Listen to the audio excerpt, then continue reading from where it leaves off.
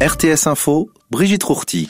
La Suisse comptait hier 4876 cas de coronavirus en plus de 24 heures selon les chiffres de l'Office fédéral de la santé publique. 100 décès supplémentaires sont à déplorer, 257 malades ont été hospitalisés.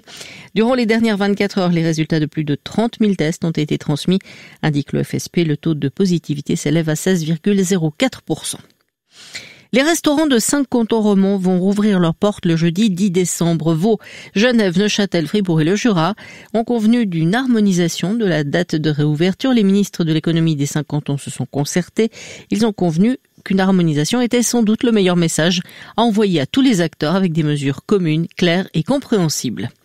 Le Conseil d'État genevois a également annoncé hier la réouverture de tous les commerces à Genève à partir de samedi. Les enseignes non indispensables avaient été fermées au début du mois pour endiguer la deuxième vague épidémique de Covid-19 qui a frappé violemment le canton. Il a été décidé de lâcher un peu la bride car la situation sanitaire à Genève s'améliore.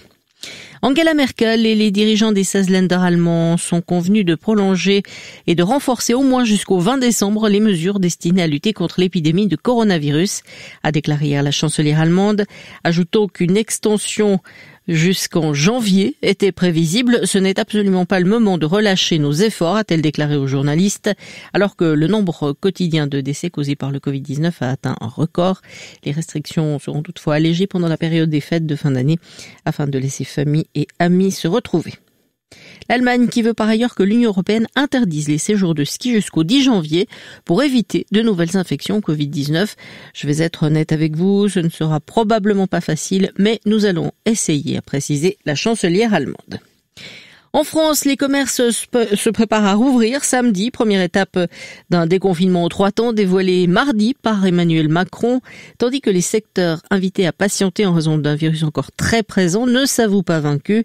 Pour compenser en partie leur mois de fermeture forcée, le ministre de l'économie Bruno Le Maire s'est dit favorable à l'ouverture des commerces tous les dimanches jusqu'à Noël. En football, enfin, l'UEFA a annoncé hier la victoire sur tapis vert de la Suisse sur l'Ukraine après l'annulation du match de Ligue des Nations prévu le 17 novembre en raison de la mise en quarantaine de toute l'équipe ukrainienne. Avec cette victoire par forfait 3-0, l'équipe suisse obtient son unique succès de l'année et sauve sa place dans l'élite européenne en remontant à la 3e place du groupe 4 de Ligue A, tandis que l'Ukraine rétrograde en Ligue B. Du stratus sur le plateau ce matin avec une limite supérieure vers 700 mètres se dissipant en grande partie en cours de journée. Au-dessus du stratus et dans les autres régions, temps ensoleillé aujourd'hui. Même type de temps demain, mais avec un ciel un peu plus nuageux, 6 à 10 degrés et pas vraiment de changement pour le week-end. Vous écoutez RTS Info, prochain point sur l'actualité à 3h.